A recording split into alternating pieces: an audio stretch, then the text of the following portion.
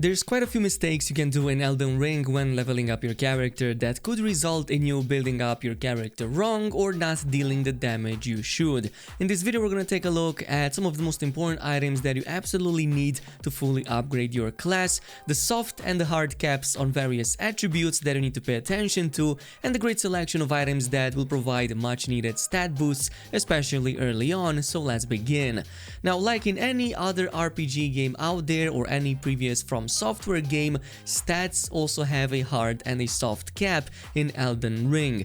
The hard cap for attributes is obviously 99, which means 99 is the maximum of points you can invest in any single attribute, assuming you have enough levels. That being said, it's actually detrimental to even go that high, since you'll start hitting soft caps way before that with most of the stats. Let's begin with the Vigor. This is the attribute that governs your HP and other various resistances. Its first soft cap is actually at around 40, after which investing any points will see lower and lower gains of almost half. So if from 20 Vigor to 40 Vigor gives you almost 900 HP to your class, from 40 to 60 you barely see half of that, of about 450. That is why it's a good idea to maybe not pass 40 Vigor yet with buffs included, otherwise you're just wasting precious points that could be used somewhere else like damage or utility. The second, even harder cap for Vigor is going to be around level 60, after which you literally need almost 20 more levels, so until about 79 for just a measly 100 more HP, which is why stopping at around 40 is the best course of action and then investing into something else. The next one is going to be the Mind. This is the attribute that spellcasters and hybrids want, since it increases your FP, aka your mana. It actually ramps up with more levels until it hits its soft cap at around 55 to 57. So until level 20 you only get about 3 to 4 FP points per level. Meanwhile, from 20 to 50 you get a whooping 6 FP per level, and then from 50 to 55 you get 8 and 9, after which point it starts falling again into the low 3s. For a pure mage you will want to sit at around 57 once you hit 100 plus in levels, so that you don't waste anything more to like the diminishing returns after level 57 in mind. Meanwhile, for a hybrid, about 21 to 25 should be the maximum. Personally, 21 is the best in my case, which is for a few select pesky spells that require 101 mana to cast in the first place. Now, for the endurance that increases your stamina and equip load, the caps here will be different for these two, but here's the gist of it. For the stamina, yeah, increasing endurance up until 32 will alternate between giving you 2 points and then 1 point for each level until you hit that 32 mark. And then once you hit 32 it will switch around to 1 and then 2 points until you reach level 50. Once it hits 50, this is the major cap for the stamina, providing only 1 single point into stamina every 3 or 4 levels spent into endurance, which means that it's not worth investing anymore from this point on unless you like really have a ton of levels to spare. The TLDR here is that if you play with anything that uses a lot of heavy equipment, you will need at least about 40 to 45 points into that endurance, but not more than 50, since there's other items to help you with the equip load anyway. Meanwhile, if you play with something that's a primary caster or does not need that much equip load and endurance, 25 should suffice. Now this brings us of course to the strength, dexterity, intelligence, faith and arcane, which all have similar caps, starting at 20, then at 50 and then at 80. So I will just focus on dexterity here for the purpose of this video, since they all kinda behave the same. Now obviously this I mean only for the attack power for now. The attack power seems to ramp up and be at its highest increase per point all the way up to level 20, so that's 20 points invested into these respective stats. After that point until 50 they start slowing down a little bit, but still definitely worth it, since this is going to be your primary damage attribute that you will want to invest the most amount of points into. For example, if I were to take dexterity scaling here, it takes a whooping 30 more levels from 50 to 81 for just 50 more damage in my case, so that's not gonna be worth it, and I would probably invest those points into something else.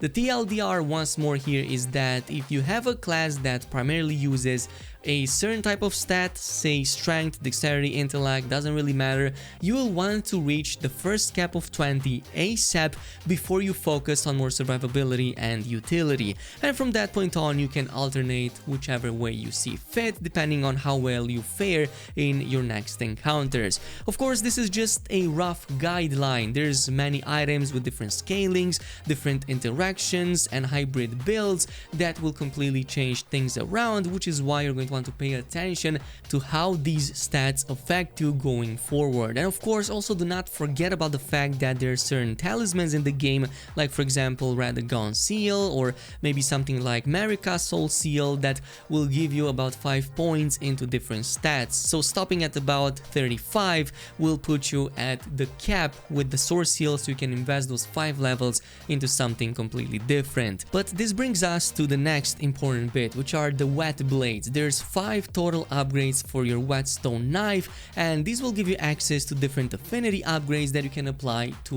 your weapons, which you normally don't get access to. Let's say for example your favorite Ash of War only comes with 2 scalings, which is the default one, and whichever one it has next, maybe heavy, maybe keen, whatever it is, but you maybe want to add something other than that, maybe a magic, fire, poison or holy damage. Well, these are going to be what you need in order to change those affinities. Now the earliest you can find is the Iron Wet Blade. It lets you apply additional affinities of heavy, keen or quality when applying an Ash of War, even if that Ash of War doesn't have that particular affinity. You can find this from the Stormveil Castle. Simply make your way into the large house here by the courtyard with the grafted Cyan mini boss inside of it. Completely ignore that mini boss and head over right here to the right side until you see an opening, after which point you will see this fog wall that you need to activate and enter inside. And here on this corpse you will find the Iron Wet Blade, which gives you access to those 3 affinities.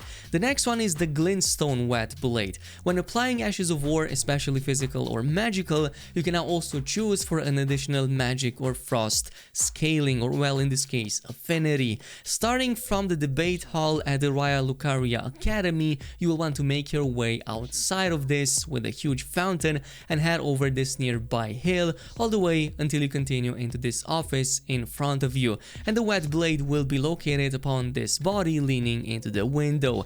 This is essentially what you need if you want to play with a frost build, if you want all of your hits with your sword to affect enemies with the frost effects, to make that build up and like just overall freeze them over time, but it also works the same with the magic build up. The next one is going to be the Black Wet Blade, which provides blood, poison and occult affinities. This is especially useful if you play with a bloodlust build and want all of your weapons to have that blood scaling. Like let's say for example you want to put a quick stab but also want the blood affinity on the weapon, you can now do that with the Black Wet Blade. Now you acquired this from the Knight's Sacred Ground, so this means you have to make your way, defeat Radahn, head into Nokron the Forgotten City, and from this point on just go from the rooftop to other rooftops until you reach the Knight's Sacred Ground, and you will find the whetstone upon this corpse right here in the main hallway that I already got in this footage.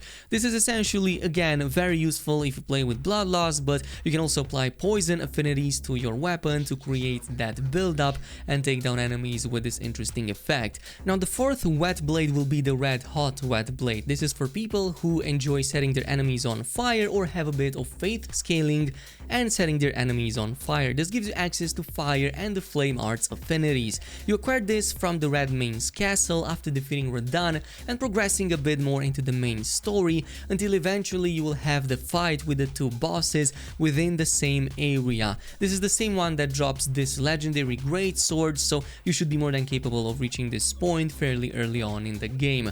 And once 2 of those bosses are defeated, you will make your way through the nearby enemy camp, turn a sharp right, and there should be a door leading to a nearby tower that is now opened. Simply entering the building right in front of you, there's going to be the Wet Blade located right here on the floor. As I've said, this gives you access to that flame art and the fire affinities, so you can either have just the pure fire in case you want to deal fire damage, or have the flame art ability that also has a bit of faith scaling involved if you want to play with a knight that sets enemies on fire, or maybe like a fire paladin.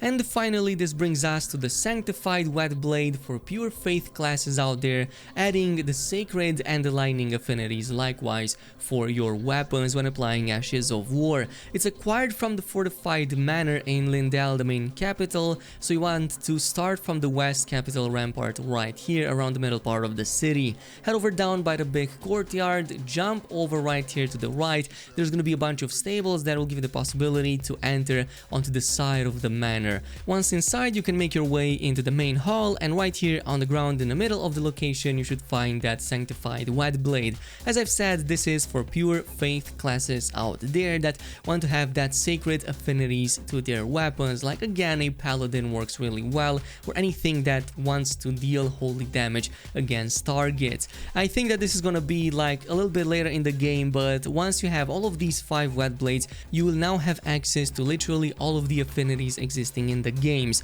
Do keep in mind though that certain Ashes of War will only give you access to certain affinities, so not all of them will let you have access to all of them at the same time, but you will see that when applying them in the first place. And yeah, this is it with everything you need to know to make your character way more powerful and get ready for the end game way better. Thanks so much for watching, and I'll see you guys in the next video.